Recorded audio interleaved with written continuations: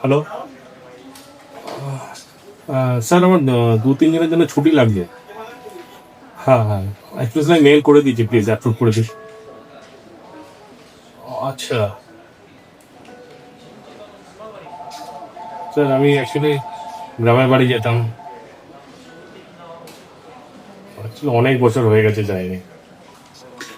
Please sir, আমি কিছুক্ষণ আগে মেল করেছি। হ্যাঁ প্লিজ স্যার, অ্যাপ্রুভ করে দিন প্লিজ। করবেন না?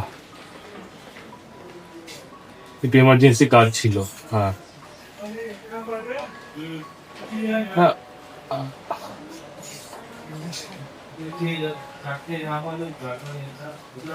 ছুটি যখন স্যার দেবেন না তাহলে আমি রিজাইন দিয়ে দেবো। হ্যাঁ আমি, না না না, আমি রিজাইন দিয়ে দেবো, মেল করছি তো।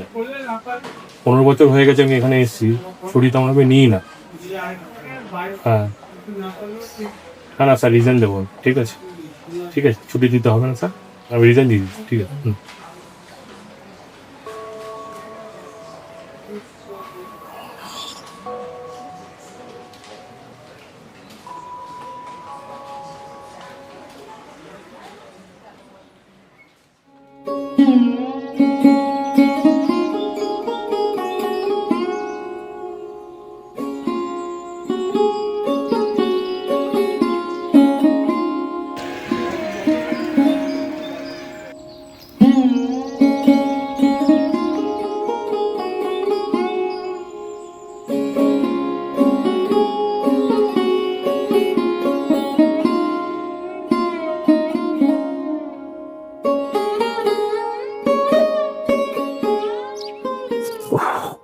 তাকে একটা চা দেবেন তো।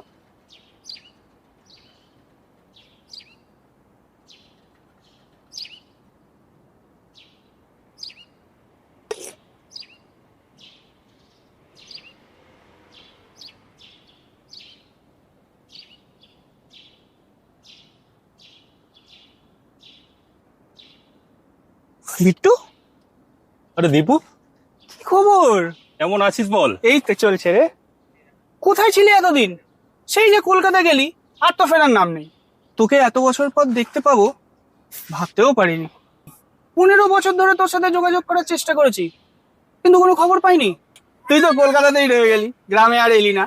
যাই হোক, তোকে কিন্তু গ্রামের সেই বিট্টু আর লাগছে না, পুরো শহরের বাবু লাগছে এবার। আর কি বলবো, সম্ভব হয়ে গেছে গো।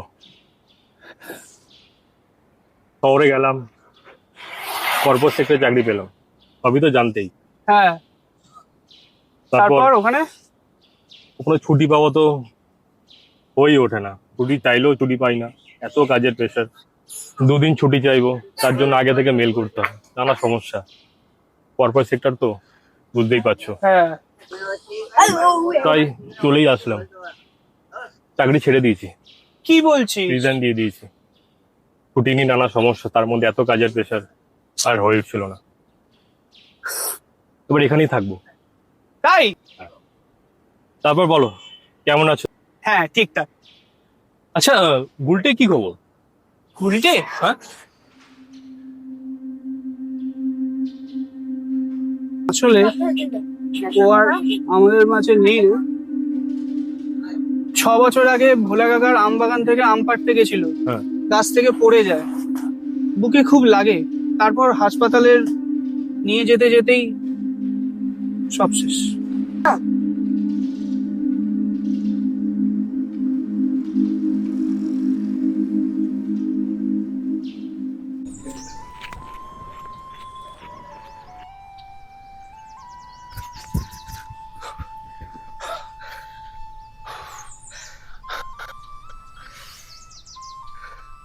চ ভাঙি। আচ্ছা, এখন নয় আম চুরি করছি, কাঁঠাল চুরি করছি, এসব চুরি করে কাটছে কে? আমি চলে গেলে এসব চলবে নাকি বন্ধ হয়ে যাবে সব? মানে কি আবল তাবল বলছিস বলতো বিট্টু?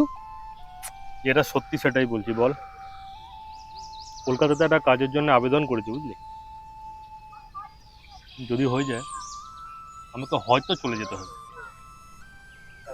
আরে বাপরে, তুই শহরে চাকরি করতে যাবি? এটা তো খুব ভালো কথা। এতে মন খারাপ করে কি আছে? কিন্তু উল্টে তোকে ছেড়ে, গ্রামকে ছেড়ে মন চাইছে না যেতে। দেখ বিট্টু, তুই গ্রামে থাকলে এখানে কিছু উন্নতি করতে পারবি না। এখানে কোনো চাকরি বাকরির ব্যবস্থা করা নেই, তাই না? তুই কলকাতা গেলে অন্তত একটু কাজবাজ করে নিজে পায়ে দাঁড়াতে পারবি। তুই কলকাতা যা বিট্টু, আমি বলছি, বলছিস, তুই যা কলকাতা। কিন্তু আমাদের বন্ধুত্ব। আরে বাবা, তোকে ছেড়ে আমি যাবোটা কোথায়? আমি তো এই গ্রামেই আছি। তুই মাঝে মধ্যে আসবি আমার সাথে দেখা করতে, ব্যাস। বছরে একবার তো আসবি আমার সাথে দেখা করতে। বলছিস তুই যা কলকাতা, তুই পারবি, আমি ঠিক আছে, বলছি। আগে দেখি, হয়তো তোকে আমি জানিয়ে রাখলাম। হবে হবে, এত ভাবতে নেই। আমার বন্ধু কাজ চাকরি পাবেন এটা হতে পারে? সব হবে। আচ্ছা, তুই শহরে চলে গেলে আমাকে ভুলে যাবি না তো? এখানকার লোক জানিস তো, শহরে গেলে আর গ্রামে ফিরে আসতে চায় না। গ্রামের জন্য কারো পিছুটার নেই। তুই কখনো আমাকে ভুলে যাবি না তো? তোর মনে হয় আমি ভুলে যাব? তোকে কখনো ভুলবো না। এই, ঘুড়ি কেটে আসছে। তোর এই গুলটিটা না, এই আম জাম কাঁঠাল গুড়ি গুড়ি করে একদিন বড় বিপদ ঘটাবে। কিরে, কি ভাবছিস? সবকিছু প্রিয় মুহূর্ত তো আমরা ধরে রাখতে পারি না, কখনো কখনো ছেড়ে দিতে হয়। শুধু স্মৃতিটুকু নিয়েই আমাদের বাঁচতে হয়।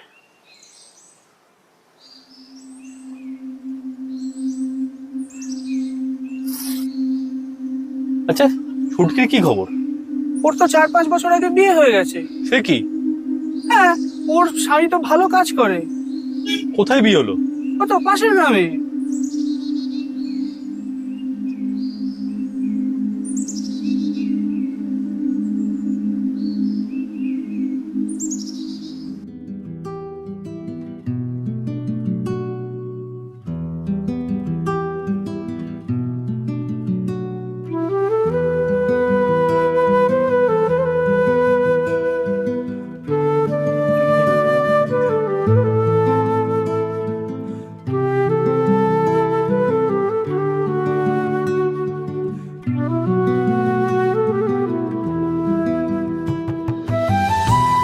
আমটা দেন।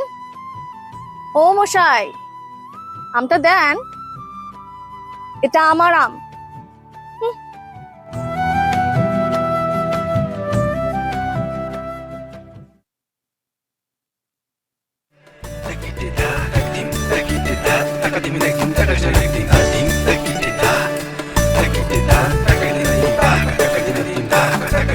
মায়া লাগাইছে পিরিতি শিখাইছে বন্দে, মায়া লাগাইছে পিরিতি শিখাইছে দেবানা বানাইছে রে।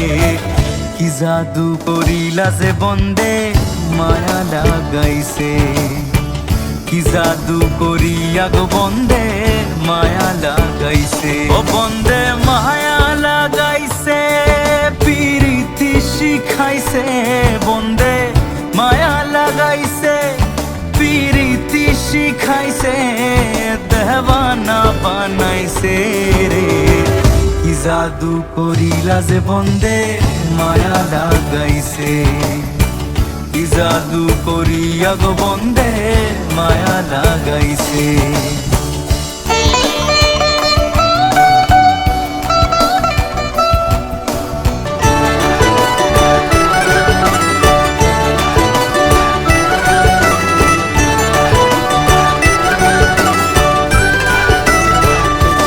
বসে ভাবিনি রালা, আগে তো জানি না গো বন্দে পিরিতি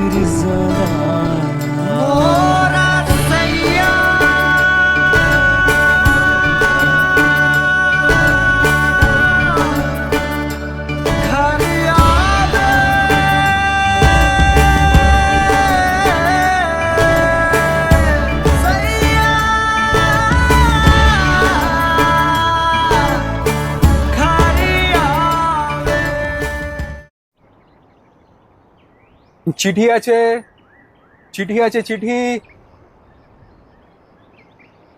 এটা চিঠি আছে? আরে হ্যাঁ রে, তোর নামেই তো চিঠিটা আছে, তোকেই তো খুঁজছিলাম আমি। আমার নামে চিঠি? হ্যাঁ, দেখি। কলকাতা থেকে তোর নামে চিঠিটা এসছে, তোর চাকরিটা হয়ে গেছে রে। তাই? দেখ, পড়ে দেখ। আজকেই তোকে রওনা দিতে হবে। কিন্তু কোনো কিন্তু নয় ভাই, এই যে সুযোগটা এসছে এই সুযোগ আর জীবনে কোনোদিন পাবি না। এই সুযোগটা হাতছাড়া করা যাবে না। আর তাছাড়া এই গ্রামে এই মাটিতে আর কি আছে? এত পিছুটান থাকলে জন্মভূমির প্রতি, তাহলে কিন্তু আর কিছু করা যাবে না। এই গ্রামে কিন্তু আর কিচ্ছু নেই। তাছাড়া আমাকেই তো দেখছিস, আমি তো সামান্য একটা কোটায় একটা খালি পোস্ট মাস্টারই চাকরি করি। কত টাকা রোজগার হয় আমার? নে নে, আর দেরি করিস না, আজকে বেরিয়ে পড়। আসলাম রে ভাই। সাবধানে যাস।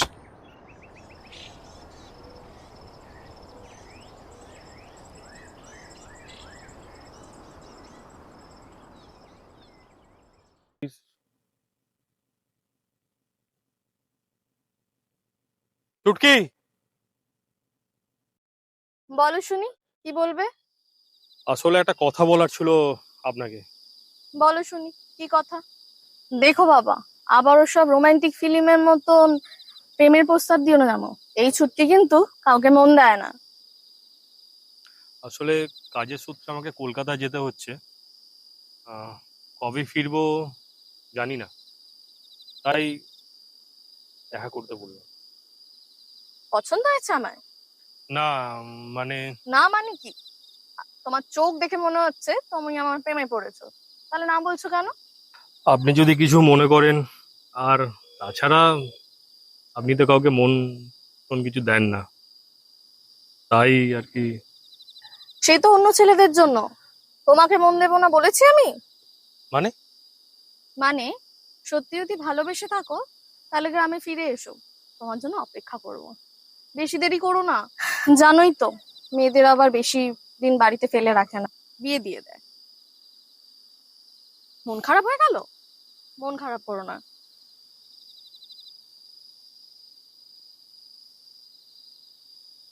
এ নাও, এটা রাখো।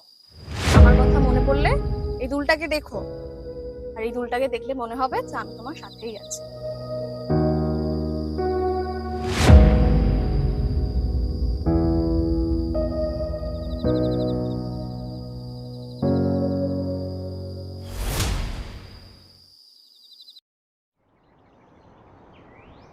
চল আমার বাড়ি চল।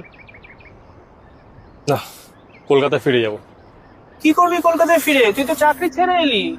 যাদের জন্য আসলাম তাদের কথা পেলাম না, সব শেষ। তো বুঝতে আমার পারছি, কিন্তু শহরে ফিরে করবি কি? চল আমার সাথে বাড়ি চল, গ্রামে একটা ঠিক কাজের ব্যবস্থা তোর করে দেবো। না গো, এখানে থাকলে মায়া বাড়বে, ওদের কথা মনে পড়বে, আমি থাকতে পারবো না। এর থেকে আমার এখান থেকে চলে যাবাই বেটার।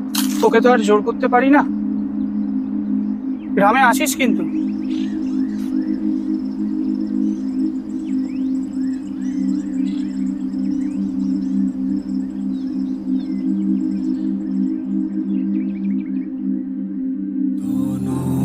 ধন্য পুষ্প ভরা আমাদের এই বিধাতার কাছে আমার একটাই অনুরোধ, মৃত্যুর পর যেন আবার আমাকে এই গ্রামে ফিরে পাঠায়। ছুটকি গুলটির সাথে আবার যেন পরিচয় হয়।